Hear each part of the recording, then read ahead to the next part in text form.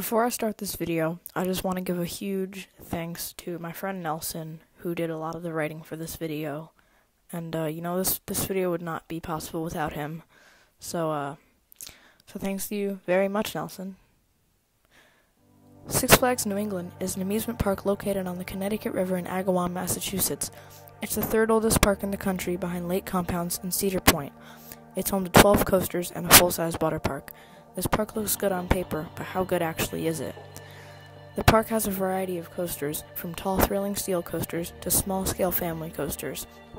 As far as wooden coasters, there is only one, which is Thunderbolt, the oldest operating coaster at the park, opening in 1941.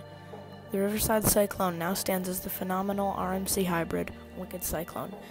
There are many thrilling steel coasters, from the B&M Floorless Batman the Dark Knight, Wicked Cyclone, and Superman the Ride. Overall, this park deserves an 8 out of 10 for their great coaster lineup. Six Flags New England has a full-size water park called Hurricane Harbor. It's included with admission, and it's one of the largest water parks in the Six Flags chain. It has a trapdoor slide, bonsai pipelines, the world's first water coaster, Typhoon, and other body slides, inner tube slides, and family raft slide complexes. This is a great water park, and I highly recommend it. I give Hurricane Harbor a 9.5 out of 10. The park has many other flat rides, the major ones being Harley Quinn's Spinsanity and the New England Sky Screamer, which is one of the tallest swing rides in the world. They also have smaller scale flat rides like Fireball, which is a Larson Looper, and Nightwing, a slingshot, which is an upcharge attraction. The other major rides would be Scrambler, Cyborg Hyperdrive, and Tomahawk. I give the flat ride category a 7 out of 10. There are many great places to eat at Six Flags New England, the best being JB's Smokehouse Barbecue, Aztec, the Ultimate Nacho, yeah, that's what it's called, and Johnny Rockets. All three places have lots of variety of foods to choose from healthy salads to greasy, delicious JB's pulled pork sandwiches. The nachos at Aztec are great, and the shakes at Johnny Rockets are really good for cooling off on a hot day at Six Flags. There are many other generic pizza, burger, and chicken strip places placed throughout the park, as any park would have.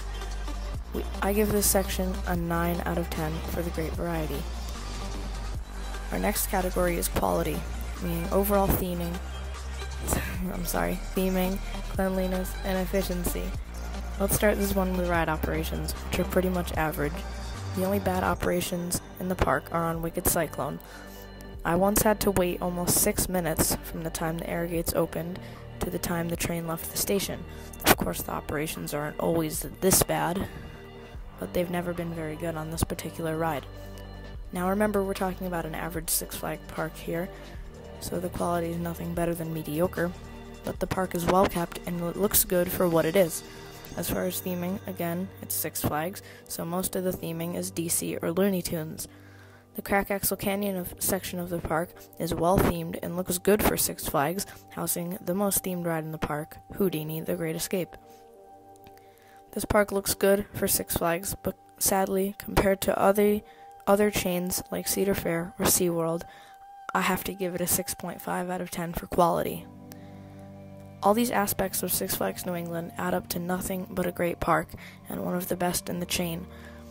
After averaging out all 5 scores, I give this overall an 8 out of 10.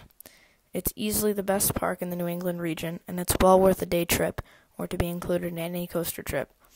I highly recommend this park to anyone coming to New England.